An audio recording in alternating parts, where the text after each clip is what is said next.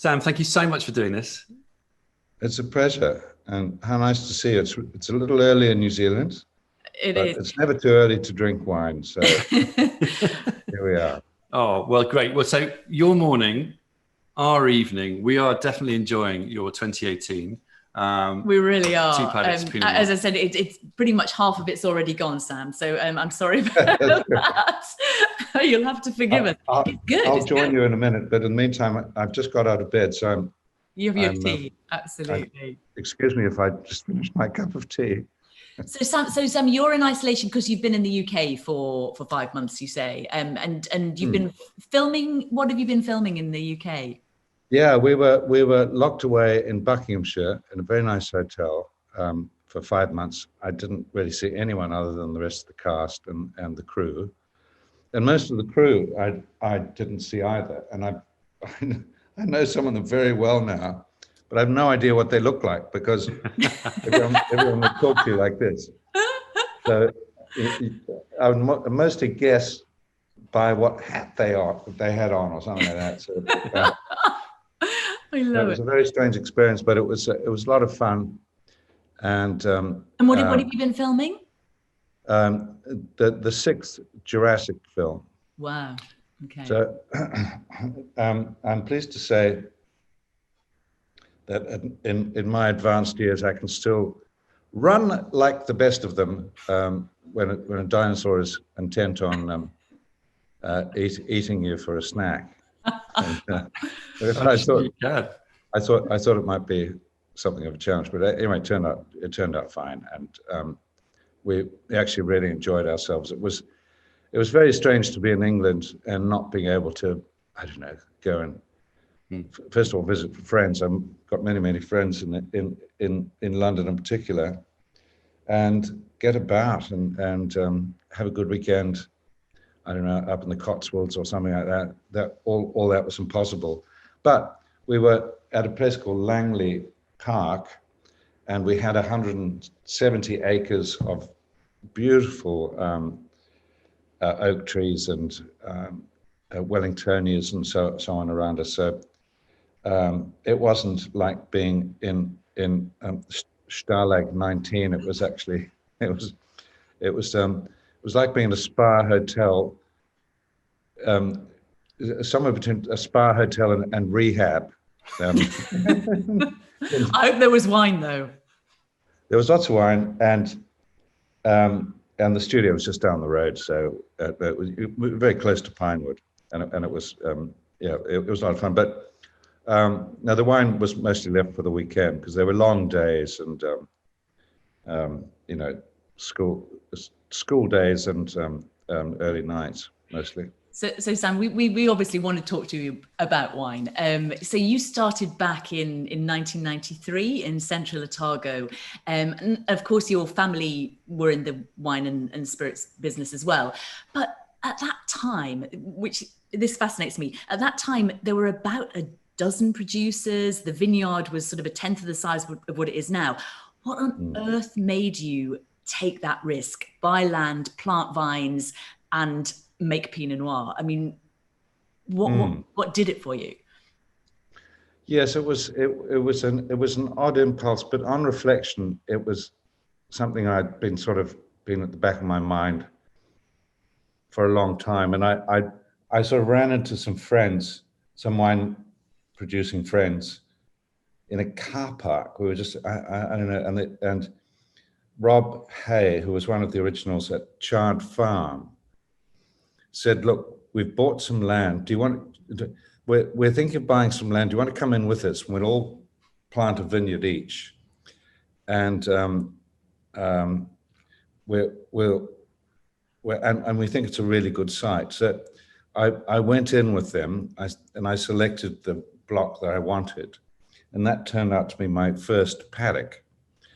I'd sort of been thinking about this, first of all, because there's generations of my family who have been in wines and spirits. I'm the first wine producer of the family, but there's probably 200 years of it in the family. I don't know, going back to wine merchants in Belfast.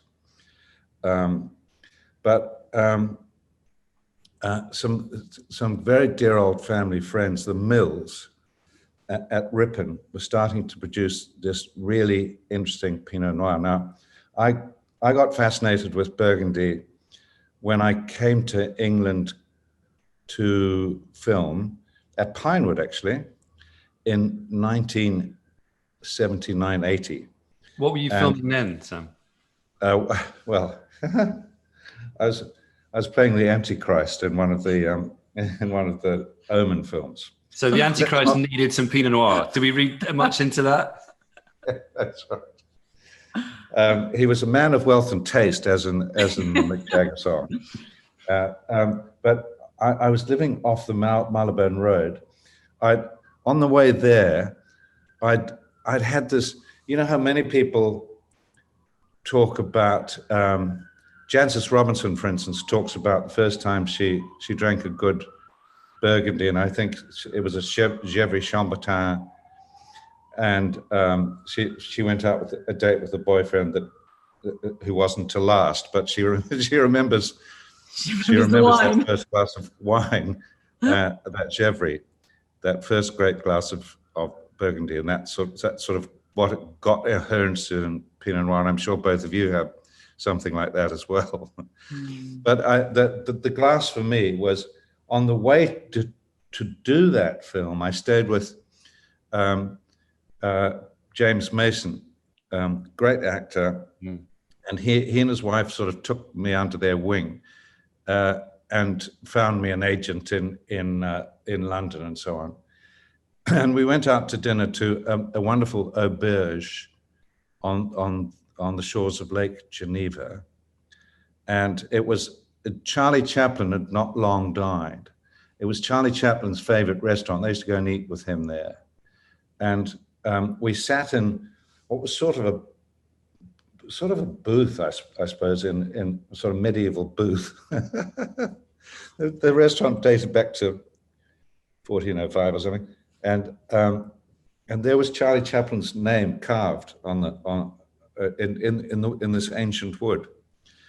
And James said, "I think you should carve your name there under." And I said, "No, I can't possibly do that." But thanks for the thought. But he ordered this bottle of wine, and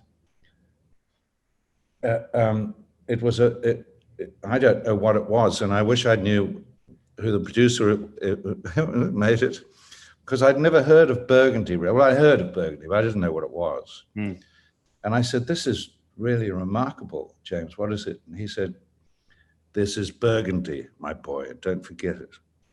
And so I never forgot it. And then I was living off the Edgware Road in London for 2 or 3 years. I had some very nice wine merchants down the road, and I would go in there and I'd say, well, they started to know me, and they'd say, "You're looking for a nice Burgundy?" And I'd say, "Yeah." And so I started exploring Burgundy. I started with whites, and then I sort of then got interested in Pinot Noirs, and that's what really, and things like Gevrey. And I thought, I suppose I thought, I wonder if you could grow this in New Zealand, because it was very early days in it. I mean, they'd been growing wine in New Zealand since 1830 or something, but it was very early days in terms of good wine coming from New Zealand. You know, people were growing stuff to make brandy and fortified wines, but there were some interesting wines beginning to come out of New Zealand in the 1980s, and it occurred to me, I wonder if you could grow. What if you grow this Pinot Noir stuff in New Zealand? So cut to 13 years later, and I'm talking to a friend in a car park. And 4 years after that, we had our first vintage from that little plot of mine, which was all of 5 acres. And to my complete astonishment, it was really good Pinot Noir. Not of the sort of standard we're producing now, but it really knocked my socks off. I was completely surprised. I wasn't really expecting something of that quality. So that's when I got kind of obsessed by it. And now I have 4 little vineyards, none of them much bigger than that. I think the biggest one is 12 acres. And they're all sort of distributed around the Central Otago region. And Central Otago, since that time, has become I'm just sort of guessing now, but one of the sort of, apart from Burgundy, one of the half a dozen most famous little Pinot Noir areas in the world. And absolutely, so that was a sort of happy and I think one of our favorite areas as well. Now, you've mentioned an obsession. You've also written that you said you didn't really have great ambitions to be a movie star, but when you started growing Pinot Noir, you realized you were an ambitious person because your ambition was to make the greatest Pinot ever. How's that quest going? Well, the proof is in the pudding, and you're drinking the 2018. Delicious. And I did have a little tasting, and happily, I have a bottle myself here. So you asked too. Of the 2018, and I think we're really producing something that's pretty extraordinary now.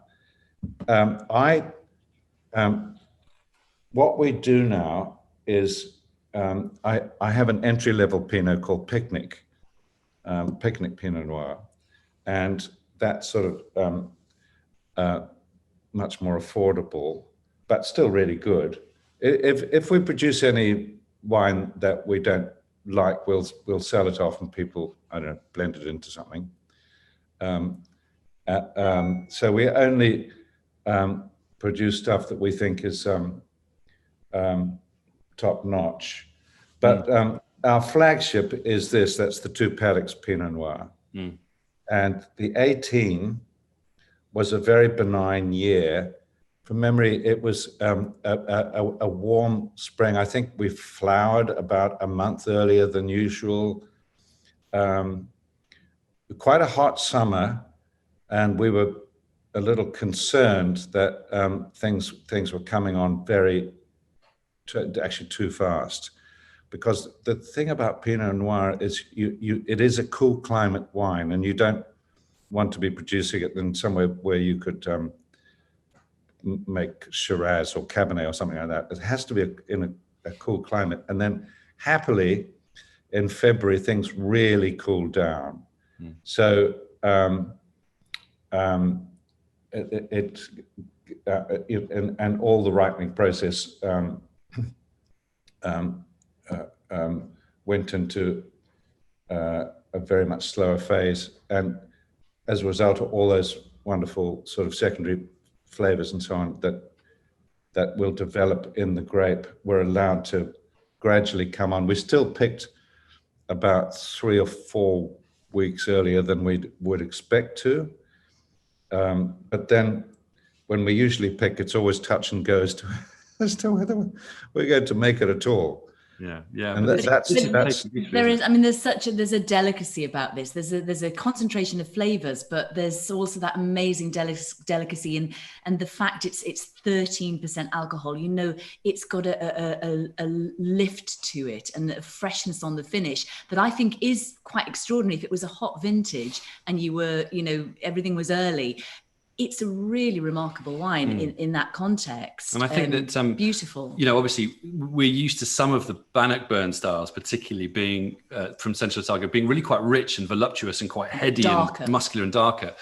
Your Pinots have always struck me as being something very, very elegant, much lighter in tone, much more lifted, no less complex, but maybe more drinkable. I know that, one of your vineyards, I think the Last Chance, is one of the most southerly vineyards in Central Otago and therefore the world, isn't it? So you've got this sort of tension in your wines, and you see that in the single vineyard wines as well. I think in different styles, but you get that always in your wines. There's a tension, a sort of a lovely kind of grip, and a style that makes you kind of sit up. Yeah. This is an unusual year in that it's about quarter, from all 4 vineyards. This blend, we always take from all 4 vineyards the best of what we like, and because it was so benign in every vineyard, it's very balanced between those 4. Yeah, it's interesting that you talk about those single vineyards, and here's the last chance. That is the most, well, I like to call it the most southerly vineyard in the world. But Jancis went to Chile and found one that was further south. There are, but Pete's going to say the same. Yeah, it's still it's the most beautiful vineyard as well. I think it's your favourite vineyard. Is that right? Yeah, it's so sort of there's something about it that's really magical. These strange rocks that look like Jurassic frogs or something behind it. Very pretty. It's and it has the most beautiful sort of expansive views. It's nowhere quite like it. Sam, I'm gonna change from this very serious wine chat to your amazing videos that we've been watching during lockdown. You have been watching a lot. I've been watching quite a lot of them. I've been worried about her, Sam, but There's ukulele playing. There are bedtime stories. I particularly liked your beef bourguignon episode when obviously you cooked the most extraordinary beef bourguignon, and drank your Two Paddocks with it. But I mean, what would you say to people? They're so lovely. They're so bourguignon. What happened with that? You flambéed it. There wasn't much beef bourguignon involved, but there was a flambé. There was a lighter, and there was this bottle was involved as well. I think you described it, but you were sort of passing out with pleasure of that particular wine. But what would you say to? I mean, there's such a lovely light-hearted touch to everything. What would you say to people around the world, wine lovers who are feeling a bit down about lockdown? I mean, clearly you found ways to lighten the mood. Yes, it's been a very tough year, isn't it? I mean, on all sorts of levels. I was actually